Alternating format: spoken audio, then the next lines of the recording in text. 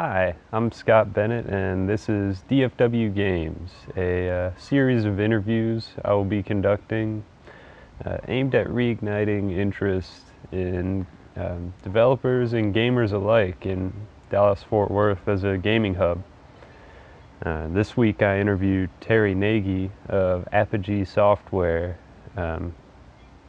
who had a lot to say about the history and present day state of Dallas-Fort Worth as it applies to gaming. So let's take a listen and enjoy. Well, I'm Terry Nagy. I'm the Chief Creative Officer at Apogee Software, LLC. I handle most of the development and creative sides of all the products and games that we outsource to different developers to make. Okay, so when you're not on the job making games, what kind of games do you play outside of work, if any? Yeah, it's interesting for this particular field that most people take breaks from their jobs to play games, and we take breaks from playing games. But in my off time and downtime, I do have some games that I like to play. Most of them are brainless activities that I can just go about my day and keep thinking about my normal daily stuff without having to go into a lot of detail on focusing on the game, which means basically they're casual products. I like to play a lot of casual games. I play a lot of different types of card games, spades, hearts, euchre. I also play, poker and for brainless activity. But for any type of serious gaming, I enjoy playing the adventure style of games like the Uncharted series. Uncharted series was by far one of my favorite series of games. I really enjoyed those. I have not played The Last of Us, which is on my list of play to do type of games, but my PS3 is down right now, so I'll have to put that one off for a little bit. But other than that, I do enjoy playing some classic first-person shooters, which is Quake, Doom, Duke Nukem series. I still enjoy playing those games a lot. So that's my area of gameplay on my off time. I'm a huge Doom fan myself. Yeah, absolutely. I was just I was actually just watching something about Bobby Prince yesterday, and he and I we actually talked quite frequently anyway. But there was something about him on the news the other day, talking about his new life pursuits and that, and that was pretty interesting. And he touched on the whole Doom and Rise of the Triad and Wolfenstein days and Commander Keen days and all the games that he's contributed music to. Yeah, the Doom soundtrack is always epic to me. Yeah, really. I mean, he sent me he asked me what my favorite songs were just out of the blue one time, and I told him which my favorite songs was, and the next thing you know, in the mail I got a custom CD from Bobby Prince on my favorite Doom songs. So I was like, wow, that's pretty cool. That is cool. So, how many employees does Apogee have? Well, our core group is only 3 people, and it's myself, my partner, and our CFO. For the most part, we contract out to different companies to do our projects for us. Our last project was Rise of the Triad, and we subcontracted everything out to Interceptor Entertainment. And Interceptor Entertainment was based out of Denmark, but they also had a virtual team from around the world, which included up to, I think, 10 different countries. So that was very interesting because while the people in New Zealand and Australia were awake and were 7 hours ahead of us tomorrow, the people in Denmark were 7 hours ahead of us yesterday. So it's just really bizarre how things worked out. And, there was people in Israel and people in China, people in Italy, all around the world: Germany, Denmark, the Netherlands, Mexico, Canada. They were just all over the place. But there was upwards of I believe 30 people working on Rise of the Triad. So, including the Apogee core team, an additional 30 people from an external team. So, what would you say when the company's working on a game is the sort of guiding philosophy? That's sort of in the back of everyone's mind, from start to finish. Well, I mean, one of the things that we look for is, since we outsource to companies, that the schedule is the main priority of that project, because unless they keep on schedule on the milestones, the project seems to fall further and further and further behind. And if you happen to make an announcement saying, "Oh yeah, guess what? We're going to come out with this game in June of 2050," and all of a sudden it's like, "Oh no, sorry, because we couldn't keep on our schedule, and it's going to be July of 2052." It's like, and so schedule absolutely is one of the priorities for us as far as game development is concerned, because without it, then you lose control of your project, and if you lose control of your project, things will suffer in the long run. And things can be almost anything from graphics to programming to music to sound to the scripting. So I mean, there's tons of things that can go wrong if the schedule's not kept up. So, at the moment, are there any projects the company's working on that you can talk about? Our next games are not in the public knowledge right now, so unfortunately I can't comment on those. But we are expanding our Rise of the Triad opportunities. The next patch is coming out here fairly shortly. I would imagine within the next few days to a week or so that'll be coming out. They're currently working on a release video for the 1.4 patch, which will include some DLC materials for a new weapon and a few other goodies that the community will revel in. We also have future plans for tournament stuff for Rise of the Triad. Can't go into that too much, but there is going to be some really cool tournament stuff, activities going on for people to enjoy, and that also means a new special type of thing for Rise of the Triad that people will be able to obtain and really enjoy it. So I'm really looking forward to that. Like I said, unfortunately, because of non-disclosure agreements and that, we cannot comment on about any type of current or future projects that we're currently working on. Okay, cool. So you're just expanding on the competitive part of Rise of the Triad. Absolutely.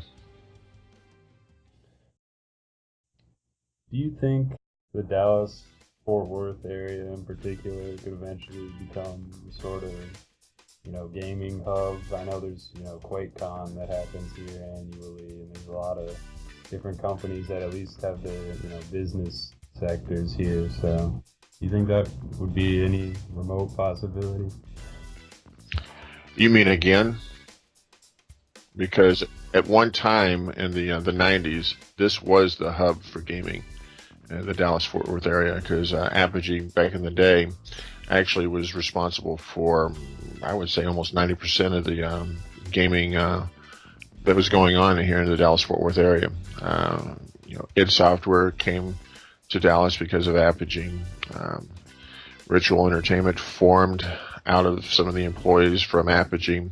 Terminal Reality, they formed here in Dallas because of 3D Realms and Apogee Software. There was a ton of local development studios that were here back in the 90s that made, Texas and the Dallas-Fort Worth area a major hub for game development. I hope one day that we can return to those days. Currently, we're not there, but there is a lot of opportunity for that to happen, and I would love for it to happen again, for this to be a major hub for game developers and gaming activities. Right, and there's a recently built a new arts and technology building at UT Dallas that, the arts and technology degree focuses a lot on game design, 3D modeling, all those sorts of things, and so it's may not be too far away.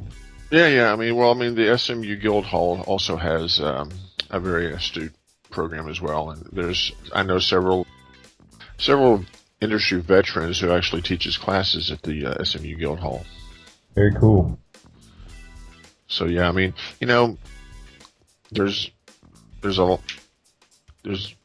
a big potential for this to happen again, and I'm really looking forward to it. Unfortunately, there's also some negatives about Texas, which is only because of the government stuff, and so there's a lot more incentives in other areas and other states. So that's something that we all have to contend with right now. So that being said, what do you think are some things that could be done to generate some excitement about games in this area, other than the QuakeCon events and all that? Well, I don't know. The Austin has become the new Dallas for the gaming industry, because there's a lot of game development studios down in Austin, which is really, really nice. I know quite a few of them myself. I'm personally friends with a lot of the people down there. Devolver Digital is down in Austin, and they actually had a really big showing here recently at the South by Southwest convention, which only helps out Austin. It makes it even more of a hub, and of course they have the GDC Austin down there. So I don't know. I think it would take a major push by some independents around here to open up a GDC Dallas, or some other type of convention that would allow Dallas to become another major hub again. I'm not sure if there is an initiative to make that happen or not, because there's fewer and fewer developers / publishers in the Dallas-Fort Worth area. The major player in the Dallas-Fort Worth area right now is Gearbox, and I'm not sure if they have an initiative or anything like that to move in that direction or not, but I would welcome it.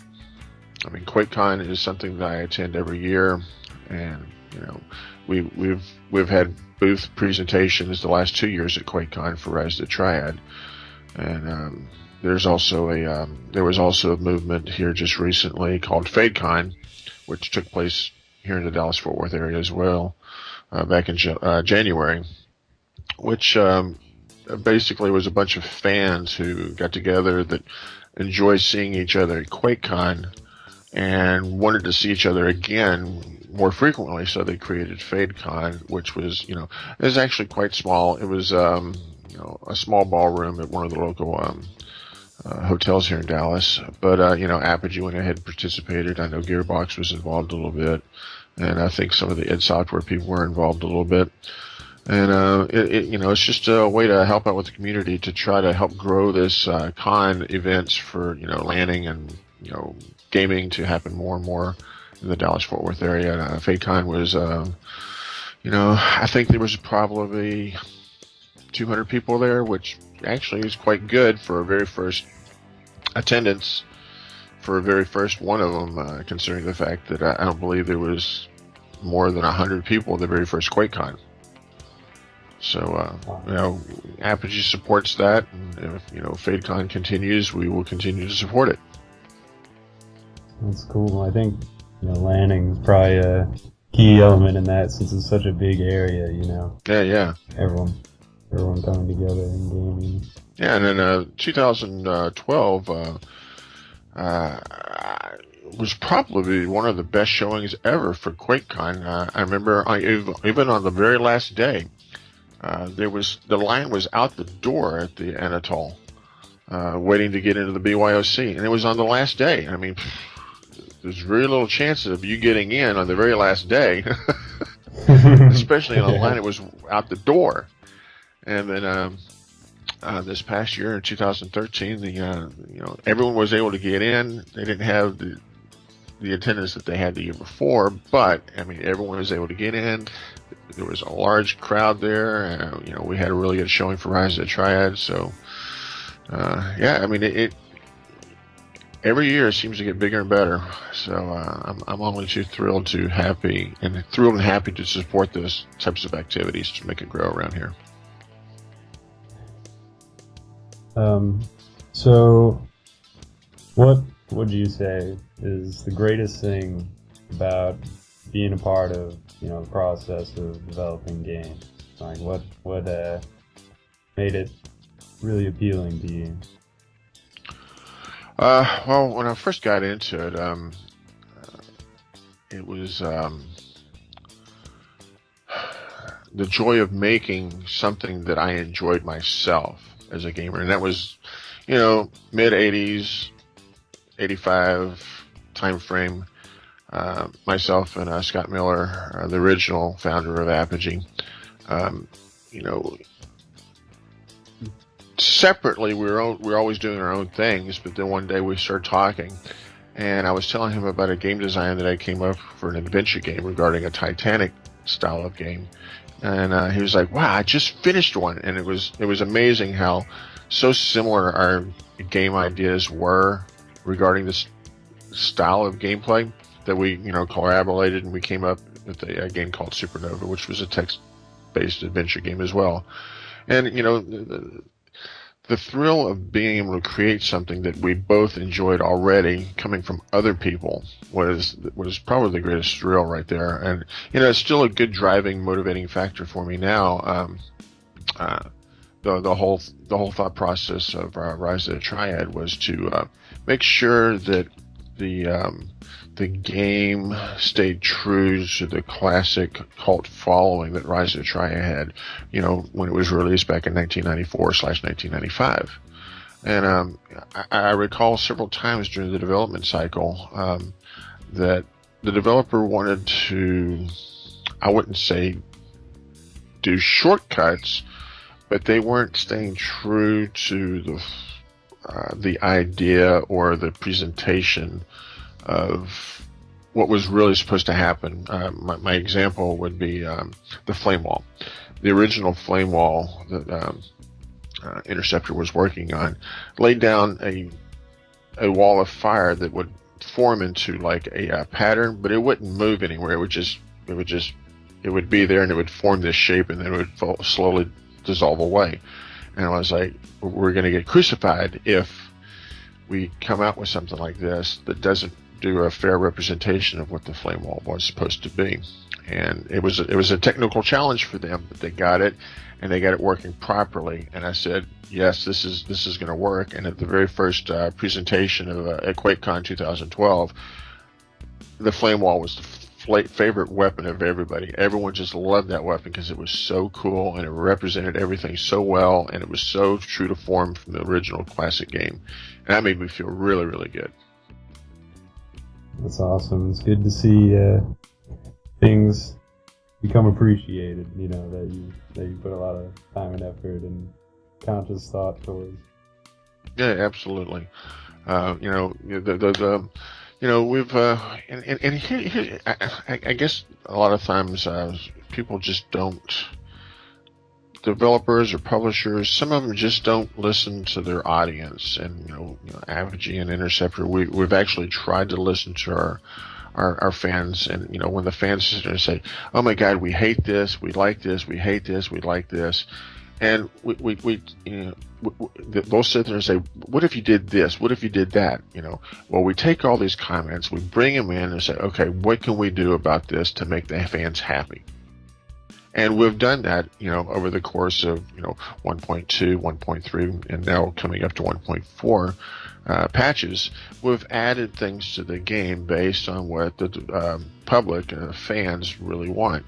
The first one was adding a save game feature.